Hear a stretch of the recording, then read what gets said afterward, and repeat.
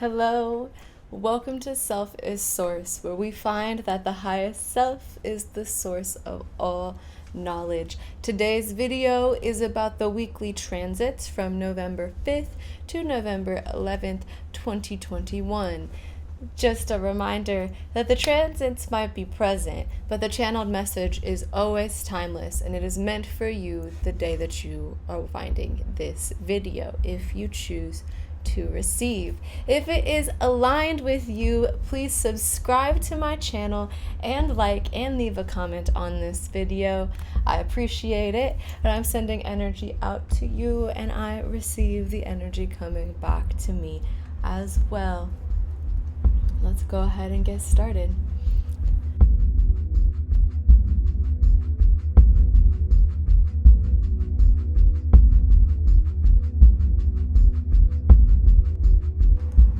I'll start with the disclaimer that this is just a general reading of the transits.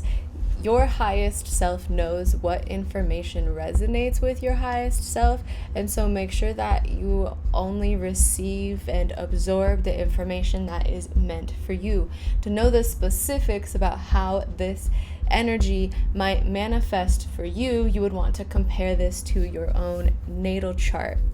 So on November 5th, Venus enters Capricorn. So Venus is leaving the fun, exploration, ideas, and openness of Sagittarius going into strict, stable Capricorn. So this transition really makes us look at the relationships that we've started or been working on in the last couple of months and decide, is this something that we really want to commit to? Capricorn is going to have us want to go in, dive deeper into the things that are aligned with us, or it's going to challenge us to cut off and move on from the things that are not aligned with us anymore. This is going to change the energies around love and beauty and art from the fiery, passionate, but mutable sign Sagittarius to the initiative cardinal sign Capricorn.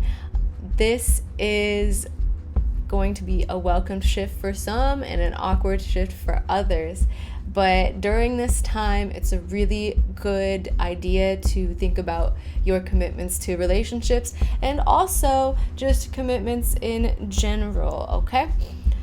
Also on November 5th, Mercury enters Scorpio. So it's joining the Sun and Mars in Scorpio. This is going to make our communication a lot more mysterious and elusive. So we're going to want to not share as much as we're used to sharing, but at the same time, we're going to be looking for the truth behind the words that other people are sending towards us. This is a really great opportunity to reflect on transforming the way that you communicate, to make sure that your communication is in greater alignment with your highest self. Rather than worrying about if other people are telling you the truth or trying to figure out any mysteries that other people might be trying to make, it's more important to reflect on yourself. Are you being manipulative? Are you being secretive in the way that you are communicating with people? If so, check it, redirect it. This is a great time to just go inwards and just continue to do the shadow work and be transformative. On November 6th,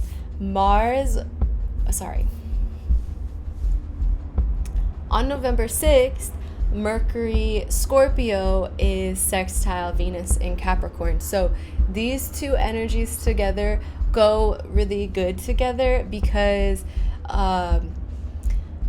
communication about business is going to become more ambitious because you're taking the initiative and ambitious aspects of Scorpio and Capricorn together, and it's going to provide some insight on how to be more efficient in the way that we are communicating our ideas. And it's an idea time for making contracts because of that stability that is in Venus. This is just a harmonious aspect that makes these two things, communication and love and commitment, easier to go together. We also might find it easier to communicate how we feel to the people that we have been pursuing relationships with during this sextile. On November 8th, Pallas, forgive me if I am pronouncing the name of this comment wrong, because I'm just starting to get into the comments. It goes direct in Pisces. And so Pallas is about our creativity, it's about our spiritual aspect, and it's in Pisces, which is a very spiritual sign. Pisces is about dreams. So while Pallas goes direct in Pisces, this is a very important time to pay attention to the messages that your dreams might be giving you. Keep a dream journal right next to your bed, because this is your subconscious trying to communicate to your ego or your conscious. We are going to feel more driven to connect our creativity with our spirituality. And in the next coming weeks, there's going to be a lot of influences driving this increase in desire to become more spiritual. So that is definitely something to look forward to. On November 10th, Mercury in Scorpio is conjunct, so that means they're like right in the exact same position as Mars in Scorpio, and this kind of feeds to that overall general Scorpio energy that we feel in the charts right now. This is an intense but a harmonious aspect. With Mars, our Mars, our action, and Mercury, our communication under the same sign, Scorpio. This is really going to put in analytic lens on all of our words, all the ways that we are communicating ourselves. It's going to ask, do actions align with words? Not only for other people, but for ourselves. Are what we saying we are, what we're saying we believe, is that actually lined up with the way that we're acting and how we're moving through our day-to-day life? This conjunction is really going to shine a spotlight on that, and it might cause a personal transformation to make sure that you are acting in a way that is alignment with your words, or you are no longer saying the things that are unaligned with the actions that are right. This is also a great time for manifestations and acting towards goals, because again, Mars is really initiative, and that communication being there too is going to allow us to speak our affirmations into this world more abundantly and more readily. So this is a very great aspect. It's really important to try to assess your own cognitive dissonance during this conjunction, rather than paying attention to how other people aren't truly expressing themselves. Again, that internal reflection is how you elevate and get yourself to an environment where people are treating you right. Also on November 10th, Mars, Scorpio, is squaring Saturn in Aquarius. So this is going to be a hard time. We're going to have difficulty expressing our opinions, which is an interesting counter to the conjunction between Mercury and Mars that I just talked about.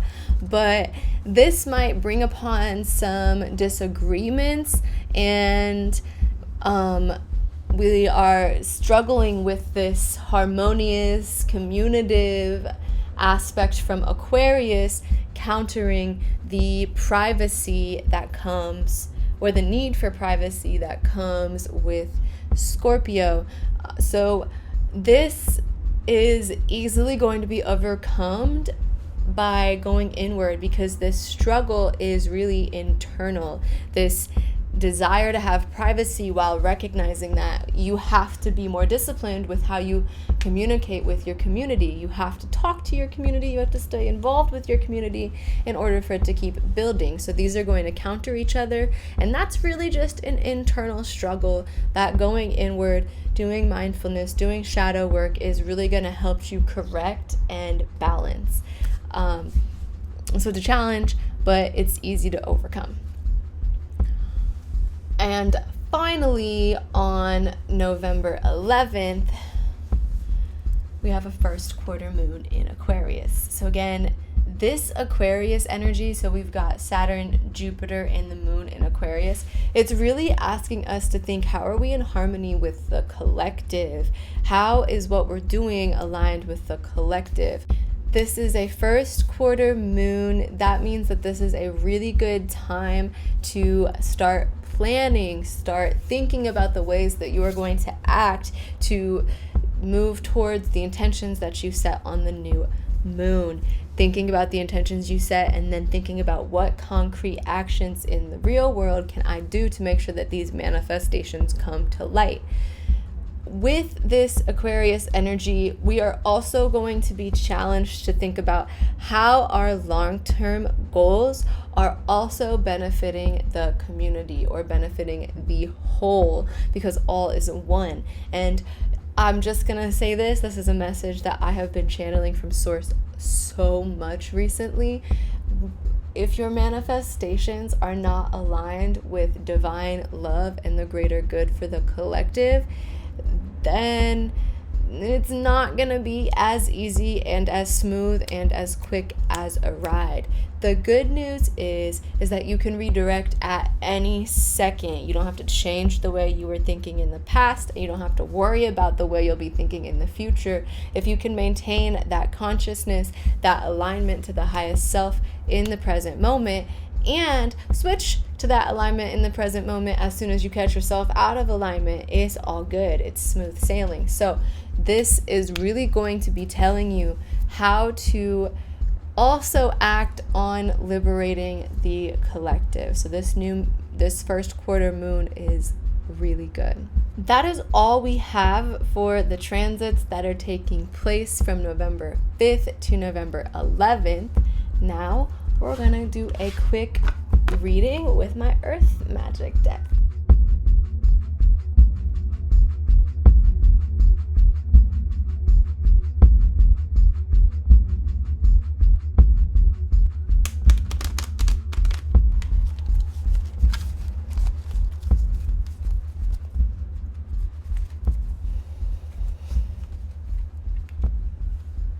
What energies are coming towards us this week? How are we being inspired to act?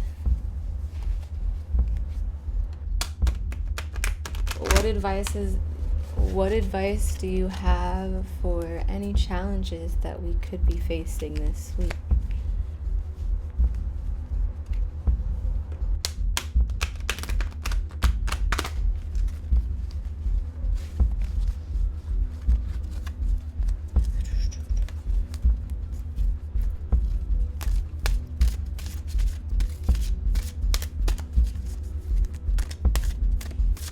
So the first question is, what situation is going to be facing us this week? So this is a reading for anyone who chooses to watch. Stillness. So the energies of this week are going to be facing you with finding stillness. So it might be a busy week, there might be a lot going on, but what will benefit you the most is finding stillness and meditation. So really reflecting on yourself. Scorpio season is a very transformative time, and so taking time to find stillness and actually get to the inner self, get to that conversation with your highest self and with your guides is really necessary. So this is what the energies are pushing us towards this week, is how to find stillness so that we can reflect on ourselves and make the changes that are necessary to moving forward. So the action, what is the action that you recommend we take this week?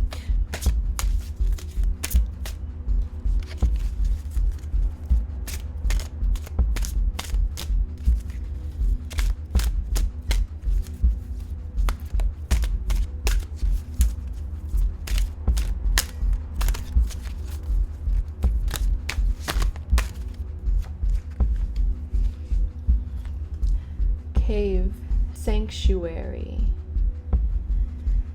So the action that they are recommending for this week is to make your own sanctuary. So if you have not already, start setting up altars, setting up shrines, setting up a space for you to meditate. It is time to make a safe space. The energies are getting chaotic. For people who are not aware of the energies, they are not recognizing how this Scorpio energy is asking us to transform rather than be secretive and manipulative. It is really important to give yourself safe time alone, so that you can really invest in your arts and your crafts and your hobbies. Using your arts and your crafts and your hobbies to process any emotions or process any shadow work that might be coming up is a really effective way to do that. This is going to aid our situation of stillness, because it will help us process and work through thoughts or actions we have been doing that are out of alignment with ourselves, that come up when we are in that place of stillness. So we want to find sanctuary, protect our energy, protect our space, and give thanks and honor to our guides and our ancestors. This last card flew out, so this is potential challenges or advices for the challenges ahead. So we are being advised to practice vulnerability. So the advice being channeled from source today is to be vulnerable in any of the situations that come up. It is really important to practice vulnerability and being authentic and real with yourself. Also being authentic and real with other people. This is a message source keeps giving to me over and over and over again, but I'm going to share it because it's relevant now. It is important to be vulnerable. You don't have to keep these guards up for yourself. When someone shows you that you can't be vulnerable around them, you don't have to withdraw and say, I'll never be vulnerable again. It is far more efficient to say, I am not going to be vulnerable with this person again, at least for the next couple of weeks, months, etc., until I am safer and they are more healed and ready to have this conversation. It will help you see who's open and ready for your vulnerability, so that way you know which people you want to spend more of your time with. This is not telling you to close off and separate from people. It is so important to be close, be open, share what you've been thinking about, share the ways that you have been transforming in the last couple of weeks, because it will be received well. This is all that we have for the reading today. If this resonated with you, please leave a comment. It means so much to me, and I hope that you have a happy transit, everybody.